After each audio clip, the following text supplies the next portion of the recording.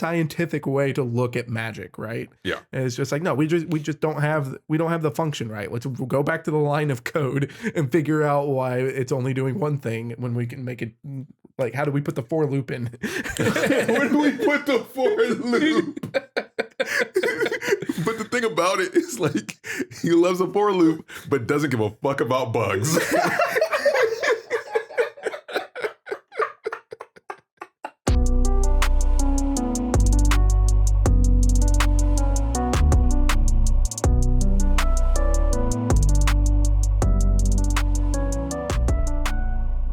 Welcome to Casuals of Runeterra. I forgot what we do. I'm just Arcane joking. episode 5. I got you. I'm here for you. We're still here. Listen, this is a lot. There's a lot going on with you. Listen, I'm your host, Ryan, here with the other host, Hatch. Also known as the conductor of the hype train. The hype train is continuing. Choo choo. The arc train. Arc train. Shut up. No, go. Housekeeping up top. Housekeeping up top. You can listen to us everywhere. Visit us at podcastcore.com for all of our info, and then choose the platform that works best for you and listen to us there. And then you can also send an email to podcastcore@gmail.com and leave a like, follow, and a short review/comment. Helps us a lot, and we appreciate it as always. I mean, we just appreciate you guys listening. But the easiest way is just to tell a friend to consider the corporate interest by listening to the Casuals of Runeterra podcast. That's right. We're in LLC now. So we promised you, we get these episodes in 3 chunks, which means you get these episodes in 3 chunks. And we just finished episode 5 and a bit mixed. This is probably the most mixed we've been on an episode, which is fine. Listen, the show's amazing. We want to reiterate that as much as possible. But this one should move a little quicker because there's not much here in the grand scheme of things. Yeah, the only spoiler I'll give right now is that this is pretty much the fan service episode. Yeah. So, ironically, it's the middle of the middle. It is the middle of the middle, yeah. Which when you look at shows tends to be where, you don't really climax, but you're trying to keep the story going and start moving in the direction towards the end. So it makes sense. But there are some, we'll get into it. Let's start, right? Yeah. And we start with the first weird piece, which we've mentioned in a previous episode. Oh my goodness. We start with a flashback. I'm not a big fan of them. Hetch is less of a stickler for them. Yeah. I'm less of a stickler, but this one is like this episode in general kind of got under my skin with the flashbacks. Because one, I'm just not a fan as far as like outright starting your episode with the flashback. Mm-hmm. At least like with episode 2, it was a bit more of like the Memento style of flashback of like now we're seeing the same story we watch from a different perspective. Whereas this one is now going back to that same time frame with Caitlyn training in the woods. And then we see that she's actually training with Grayson. And instead of it being outright training, it's a kind of rifleman tournament. And we see that, Caitlyn is already a really good shot at a young age, which makes sense. A lot of good shooters in this show. Weird, huh? A lot of ADCs. It's like this is the 80 carry show. You know what? Supports, get out. Yeah, what's going to happen to the jungle season? Like, when the jungle, how are they going to... All right, moving on. So we get to see the Grayson thing. That's cool. And then we get a cut to where we left off in the previous episode. Yeah, and that's what made like this whole scene just feel so weird to me. Out of place, it was like, okay, yeah, like Caitlyn wanted to be a cop. Her conversations with Grayson, solidified going there. Did we need that? Why start the episode this way? All right, so then we get to the actual beginning of the episode, which is Caitlyn figuring out who Vi is. That's something that we didn't really mention we did mention that Caitlyn didn't have much screen time in the first act, which makes sense.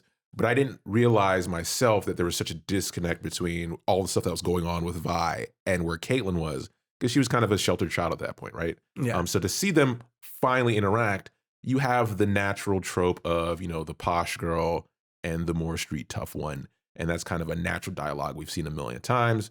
We get Vi's inmate number, which is cool. 516 might get a skin out of that, or does one already exist? I don't know if one exists. I would have to double check to see if one Oh, exists. we need but a prisoner skin. Yeah, Prisoner tats out and everything. That's dope. dude, like, and then get like the full on Russian tats, Yeah. and then just 516 in the middle. Oh, that would be dope. Okay, that would be sick. A lot of really cool things that we see or the facts that we get in the scene. We now know that Vi was basically black opt into prison. Yep. I kind of not too long ago like rewatched like the Punisher Netflix series, and it's kind of like that vibe of like, hey, you know, put your name in the system. You didn't exist before coming in this prison. Yeah. And Caitlyn's basically saying that about Vi. So we know that she was in prison for God knows what. None of us have an idea. We know that Silco has been dealing with Vi in prison because Vi thinks that Caitlyn is on Silco's payroll. Yeah. And that's when Caitlyn actually gets a name to her investigation. It's the first time that she has a name other than just a drawing of one of Jinx's. So we know that Silco's been sending people into the jail after Vi, and now we know that what Silco does for a living. Silco is in the industrial aspect of Zaun. So he's a well-known name topside, and he clearly has a front to his business. So this is much more good criminal. Yeah. It's much more like an actual criminal story right now, which is cool. Yeah. So we get all that information. We get a wrap up of this scene with Vi convincing Caitlyn to take her out of jail so she can actually help her with the Silco situation. She does that with the recent council member Jace's approval on his first night as a counselor, and everybody's like, that's bold. You don't do that in politics. It's too soon.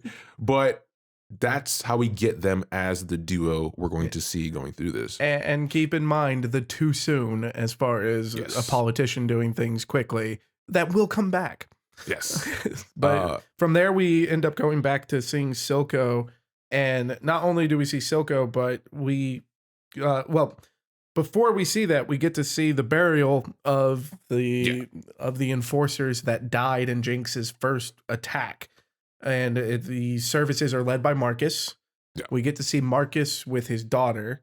That's cool. Yeah, we get to see. It's a lot of time is it's they're not playing around with saying, "Hey, time is a series of explosions in this show." Oh it's yeah, like, when time's covered, stuff happens. Yeah. So, and then he visits Grayson's grave, and then we go from the graveside straight to him confronting Silco about this attack because he knows that everything that's happening in Zaun, Silco knows about.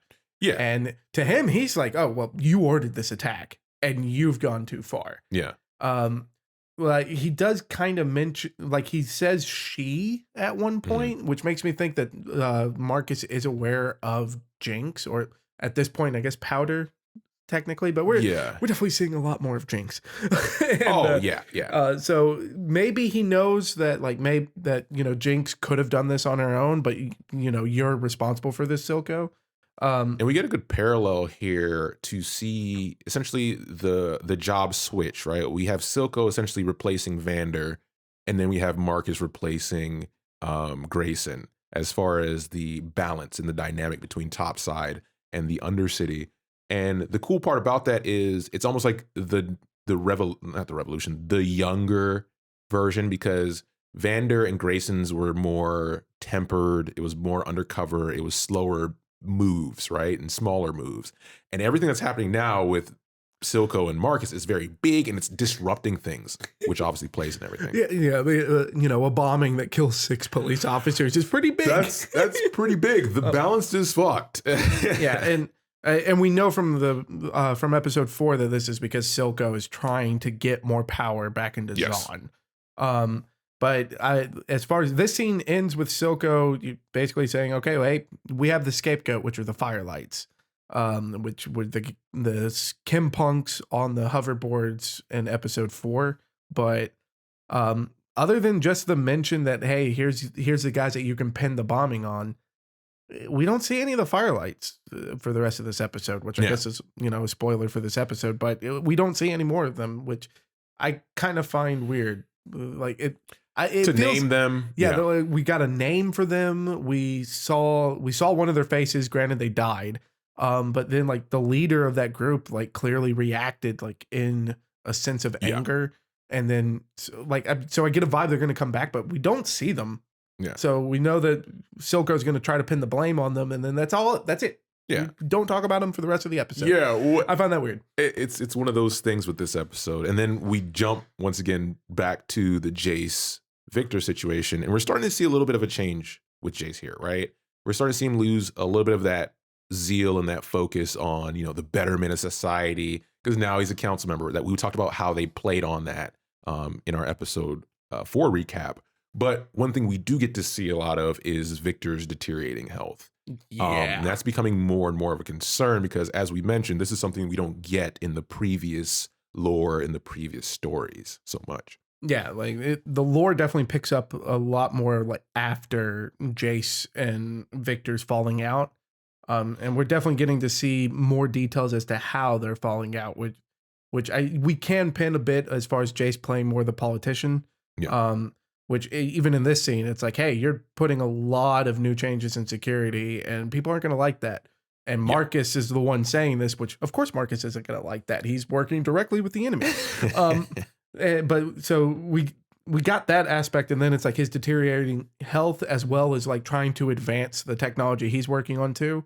We're seeing it now of just like, no, we got to, what are you doing, Jace? Yeah. Let's just get this done. But we also get to see him kind of freaking out a little bit, staring at the hex tech. We're not sure if this is just his health and like, is losing consciousness, or if the hex tech's starting to kind of mess with his brain a little bit. And this is one of the good areas that's handled very well in this episode is the parallels between how Victor is looking at hex tech and how Jinx is looking at hex tech that she stole in episode 4. And we get a good transition here where we go from Victor, health kind of deteriorating, but very focused on the hex tech stuff. And then we cut to Jinx messing with it in her way, which is more chaotic. We still get her scenes with a lot of the choppiness. And that fits very well into the instableness of hex tech. Yeah. Jace and Victor, clearly the scientists of the show, and they're clearly approaching it right. Jinx is very smart despite her crazy antics, but she is definitely approaching everything with a fuck around and find out attitude. Timer would be terrified. And that fuck around attitude is mixed with a bit of PTSD during this time frame. She does, mess around with the hex tech, but she's getting these, I forgot what they're called when you have PTSD, but they're essentially triggers where she's thinking about it critically, quote unquote, but then she'll have a moment where hex, like a gem will flash and it'll throw her back into those moments, which makes it even more volatile of a situation, which is scary. I mean, we're getting to see more of the Jinx that we know and love. It's cool to get more scenes with her. But I think this is the part where it's like, okay, we go from Victor, Jace to the Jinx transition. Then it transitions to Vi and Caitlyn. And this is fun, but kind of weirdly placed. But it's, hey, you're out of prison now. Let's figure out how to get into the Undercity. And Vi's like, why are we wasting time? Doesn't even get on the ship. It's just like, let's go, hops over the fence and runs down in this cool parkour scene into the Undercity. Man, Vi is OP in this show already. Okay, like she's Nerf Vi. Yeah, Nerf Vi, please. Like she's ripped. She kicks ass. Now she's got parkour. Yeah. Like, everybody's buff. Her character sheet's too good. Everybody's buff in this show. Now, the best part of this scene in my book, though, is the fact that we get to finally see the shot that was used in the trailer. Yeah. Which was really cool because when they showed it in the trailer, Vi's hood was up. So we didn't have a clue that this was Vi during the trailer. Yeah. So it was really nice to see that bit. Oh, true. I didn't even think about that. Yeah, like they definitely kept it a little bit incognito during it, but I do also enjoy as far as when they get down there, she just immediately runs into pickpockets, decides to kick their butts, and then nice jacket. And it's like, hey, posh little Caitlyn, here's your disguise now. You're welcome. And that's her grand return to the lanes. There you go. It's her first gift from the lanes. We then cut back to Jace and Victor kind of noticing Jace's, views shifting. And he's like, listen, I'm focused on this hex tech and I think we were doing it right, but we can do it better by thinking differently, which is good research, right? That's just the researcher mind in Victor. And he mentioned something that obviously Hetch and I latched onto, which is hex tech AI, which is instead of us driving, we just monitor what the hex tech wants to do. Mm-hmm. And we know why that's dangerous. Yeah. And I put, is there a Terminator in this universe? Do you think? There's not a Terminator, but we do have someone fighting against a Terminator, and that's Rise. Like, that's his whole shtick. Oh no, there is a Terminator. There is a Terminator. Brand. Oh. All right, we'll leave it there. We'll move on. But I do love a quote that I wrote down here, which is from Victor and him saying that mages are not bound to single functions, which is just such a techie and scientific way to look at magic, right? Yeah, and it's just like, no, we just don't have the function right. We'll go back to the line of code and figure out why it's only doing one thing when we can make it. Like, how do we put the for loop in? Where do we put the for loop?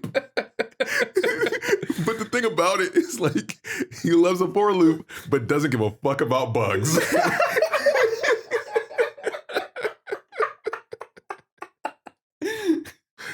But we get to go back to our duo now, and this is where you get a lot of more of the safer content. We get the not buddy cop situation, but yeah, you get sort of a buddy cop with Vi and Kate. A little bit. Kate's posh, Vi is hardened. You get some of the fun play between them. And she's kind of introducing her to the streets and how it works. And she thinks Vi is just fucking around, but Vi is using her street smarts to get more information to track down her goal. Yeah, my favorite part of this scene is that the guy that's running the street stand is a Mirai. Yes. So that was something I latched onto immediately, and I'm excited to see if we get to see more of the races that aren't inherently known to Piltover and Zahn. Like, because Runeterra is a living, breathing world. Let's see the world. Yeah. So we get some back and forth there, a little bit of progress, and then we bounce to our other duo, which we've asked the serious question in our last episode, Mel and Jace. And there's a lot of shadows in this one, a lot of shading in the mood setting. But we get Mel and Jace kind of talking political nuance, and Jace finally comes out to her to say, listen, I know what you're doing. You got me involved in this. I didn't want to be involved in this. And Mel keeps playing her hand smoothly. Is like, listen, it's too late. People like you. They like what you have, and you're the conductor. So stop with the kiddie bullshit, right? You have to do this for the city. And it takes him a bit. The scene progresses, and he kind of just leans into it. Yeah. I mean, he's openly just starts off as saying that the politics is basically pissing him off. Yeah. Like, he didn't want to do any of the political stuff. He just wanted to take his council seat so he can make Hextech safe. And honestly, Mel kind of manipulates him a good bit. Oh, yeah. Like, this isn't like Jace leans into it, and he definitely can't spell manipulate without Mel, I think. I'm done. I'm out. Goodbye. Yeah, there's an E at the end. There's no L though. Is there a French version? There's an L in manipulate. I did it. We did it. We did it. No, I did it. It's my I'm Jace. I hate you so much. Go on. Never contact me again. lose my number. But so he definitely gets played despite, like, leaning into it, because it's not that he's playing his goals. Yeah. He's now just leaning into Mel's goals. But him leaning into it is definitely a bit more of like the Jace that we know, like the cocky, charismatic asshole. He looks a lot more like the cocky, charismatic asshole. We're starting to see that Mel is being a big factor in that personality change. That absolutely, obviously, we don't have a Jace episode yet. It's coming. It's coming. Yeah. But there's some stuff in our Victor episode that will give you that part of his, like, when he gets older. We'll see. Yeah, we'll get there. We'll get there. So we get a jump here to Jinx. And this is a weird cut, but then it lines up very well with the next scene. We get Jinx visiting her old hideout, and then we also get Vi seeing what the last drop has become. And those are two important scenes, and they line up very well here. Yeah, and we're finally like I want to focus more on Vi getting to see the last drop, because Jinx seeing something that's triggering a lot of these memories that are messing with her psyche is not new. But Vi having these memories triggered and having an emotional response to them is new. Yeah. So it's nice to see that Vi is not inhuman. Yeah. Like, she's not just some psychopath that's just here for a boxing match. She is still very much human. But her next stop is definitely a lot more entertaining. Yeah, we're gonna skip over the scene following that because it's just Jace wheeling and dealing again and some opera stuff. That's all politics. We're gonna go back to the fun part, which is the Yordle in the gimp suit. Listen. Put this on the box cover, Riot. This is what sells games. No, not only is that what sells games, but then like this is our first step into Riot just giving the people exactly what they want. This is so all of you lewd people on Twitter, you looters, rejoice. You got what you wanted. Oh, and there's more looting in this. But this is the first step. Yeah, we get, Kate or Vi kind of, telling Kate, hey, listen, you're pretty. Guys, girls, whatever it is, use that down here. This sells, right? And Kate leans into it. I thought they would go the posh route if she was very like hesitant and stuck up about it, but she's like, no, she's finally, it looks like having fun. Yeah. Because she's very sheltered. Cockney. Went full blown Cockney to fit in. It's pretty funny. Yeah, you can definitely tell like by the end of it that she does get to have fun with it, because what I put in my notes here is that was that her virgin mind was blown, as far as where it started. But then even Vi like gets a look at the end of it. And it's like okay, she's all right. But of course the most important thing here is that Vi kind of runs into the Den Mother, yes, which finally another Yordle prostitute. Yep, it's just what we wanted. Thank you. But the Den Mother kind of catches. First off, she catches Vi up to speed as far as like, look, even the people that supported Bander, we had to move on. Silco's got the power, Silco's got the money, and Silco already had the name. So it was natural that he went ahead and took over. So whatever he's doing, we don't care, because as long as the lanes survive, the lanes survive. But she does end up kind of backing her up as far as like, hey, I do have one of his goons as a regular. Yeah. I will get you in touch with her favorite employee so that you can get a name and where to find her. Yeah. And that was the importance of this scene. So it's like, okay, Vi gets the info she needs, dips out, and then we get the rest of the fan service. And that is why this was fan service episode. We get so the answer to our question, they fucking Mel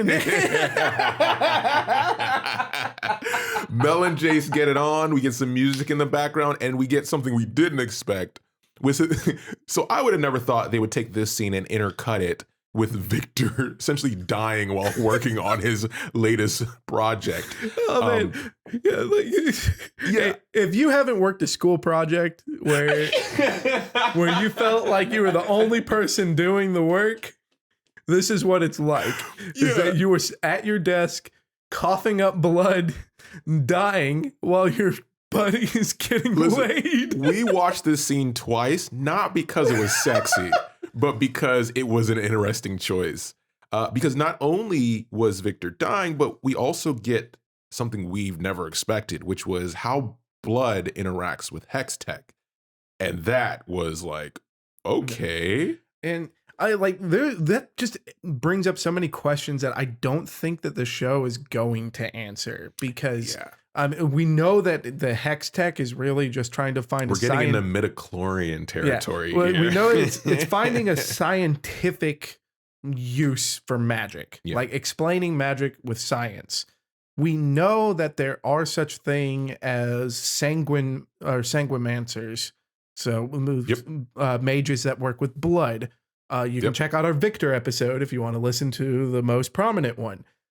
So that does exist in Runeterra, but there's no way that they're going to bring Victor or Vladimir Yeah. over to the Arcane. All right. Like Vladimir is not even present in Noxus. He is just in his crypt waiting for his next meal. Yeah. Like he's not a face. Yeah. Like, so there, but so we know that the life force and magic go hand in hand, and we get to see that here, but I don't think we're ever going to get that answer. Like it was, like we said, it's an interesting choice, but it's one of those scenes that feels out of place for the thematic progression of this episode, but it is a neat way to present it. Yeah. That's the part that makes it wonky. But the part that's cool is the following scene. It's one of these things like, this is why we said this is one of the most middling, we're using that generously in the other direction. But like, it's a good episode. It's just middling in the way it jumps from scene to scene. It's the way that it jumps, the amount of flashbacks, and then the fact that a lot of it is stuff that you have to read into.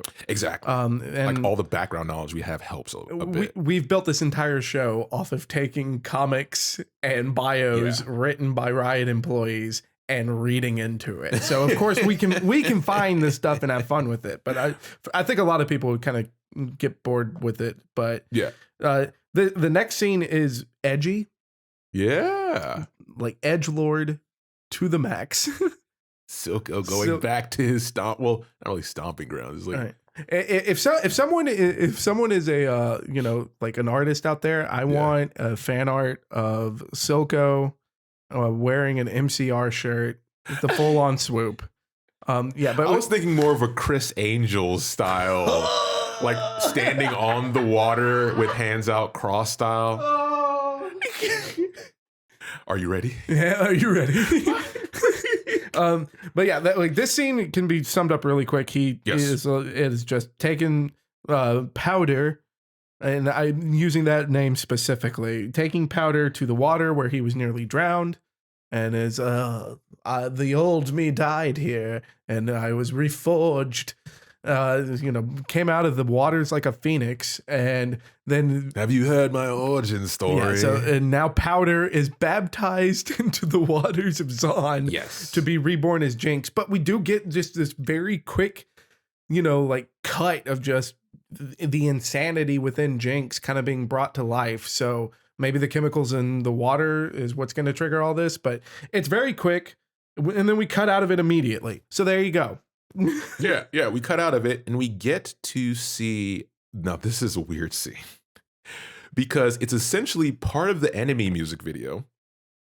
Imagine Dragons is in the scene as, and the whole thing is for Vi to get from one point to another. That's it. We won't go into it because we don't have time for that. I can't even chime in on it. Well, it's weird. But the scene that does matter is we go back to Jace post-coitus. And he's, instead of being in bed with Mel, he's by Victor's bedside after his incident. And this is important because, remember, this whole episode, Jace is veering away from his previous goal. He's pulling away more from Victor, who was his partner in that goal. And Victor is staying, headstrong on it, and it's causing him to have health problems.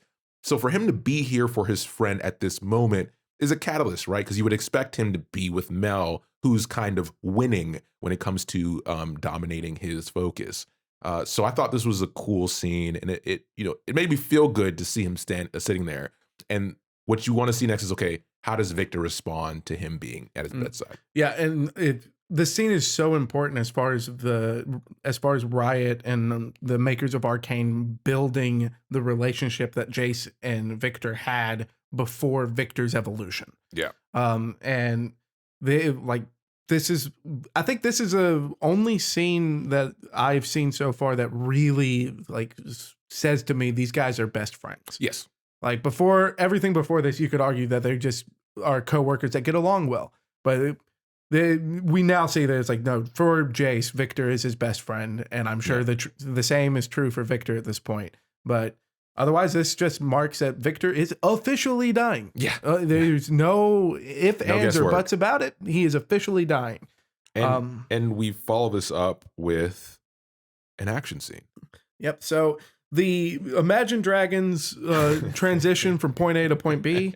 Point B So crazy. turns out to be Sevica. So the one-armed bandit of Silco's.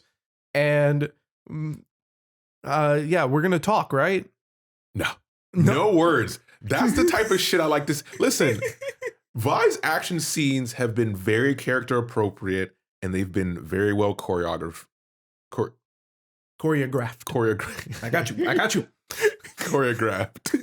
And once again, like no words, good director work. Like the body shots, the fighting's very real. Even though she has the robot arm to her advantage, Vi obviously has trained in boxing for a lot longer and knows how to move. So it doesn't matter what kind of equipment you have, you can't hit me, right? And she's a Russian mobster that survived the gulag. She's a Russian mobster that survived so the gulag. boxing training and that, bam, easy. I do want to point out that like the robotic arm is a very practical use of shimmer. Yes. So this isn't someone just downing this drug and turning into basically a zombie. Yeah. We see that the shimmer is just being ejected directly to where the robot arm is. So it's, I think you would even said it's like microdosing. Yeah. So we're seeing that Silco is refining this technology despite feeling like he needs Hex Tech to catch up with Piltover. Yep. And I'm very interested to see if this, microdosing ends up being important for other characters. Yes. But we get the fight. Vi wins the fight, and then gets the spoiler that, oh no, you're looking for Powder? Powder's number 2. Powder is basically Big Silco's shocker. daughter. And we again get to see a very emotional reaction from Vi, which bites her in the butt because she gets stabbed. And that line is strong, right? Like her saying that's his daughter is what kind of puts a shock in her, right? And the one thing that saves her, we talk about Jace saving Victor at the last moments, right? And being there by his side. And now we have this new kind of budding relationship, which is Kate ends up saving Vi by pinging Civica a couple times, getting her to run off. And then we get the Easter egg here. Yeah, so it's like, oh no, I was looking out for you, little cupcake. It's like, little cupcakes. That's what the guy screamed in the back of the theater. Oh, she said it. She said the thing.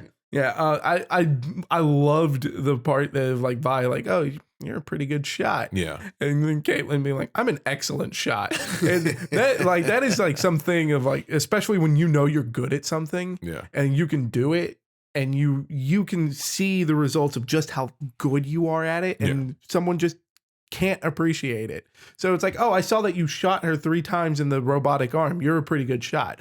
No, she shot her in the same spot 3 times, like Robin Hood back to back, baby. Yeah. Character-wise, this stood out to me when she said that. It's cool to see Kate with this confidence because usually when you have a sheltered character, that's being, kind of brought out of their comfort zone, you tend to think, oh, maybe she only does things to make her mom proud or her parents. And Kate has none of that, which is cool. Yeah, she's sheltered. Yeah, she's posh, but she believes in herself and she has that drive. She's trying to get out from under that umbrella. Yeah, which is great because we get that from our last episode where we talk about her taking the case over on her own.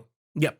Yeah. And then this scene cuts to another scene, then cuts to a very abrupt ending. Very abrupt. So we get to see Sevica limping back to Silco, which, gives a vibe of like, I'm off to, go lick my wounds. Yeah. And Sevica says, hey, I just got attacked by Vi. And Silco turns around, says, and he says, quote, Vi's ass. Ass. Cut. So, Everybody wants to be my enemy. Skate fast and eat ass. But no, so Silco turns to Sevica with a very panicked look on his face. Vi's alive and cut. Yeah. So somewhere along the lines, he's convinced that Vi's dead. At no point has anyone in the show said that Vi's dead. So I don't know what Silco's smoking. I think the one good thing we can pull from this, and this one we got to read into because of the abrupt cut, right? And is that Silco knows what vengeance is, and he knows Vi's personality, and he knows what he did to Vander. He knows this is a problem because remember, the biggest problem is everything that's happening with Jinx kind of being overboard on what she's been doing, and now he has all this attention on his back. Toss Vi on top of that. He doesn't even know about Caitlyn yet. And he's like, well, shit. I don't have enough resources for this. You gotta remember, when we look at the council, we look at everything they're dealing with in Piltover, they have resources. Silco is a one-man show right now. You know, justice. Besides Jinx. Yeah, justice for Silco, man. Justice for Silco. He's going up against the corporations. He's the Robin Hood of the story. With that. Thanks for listening, and we'll be back with the next Arcane episode. Take care, everybody.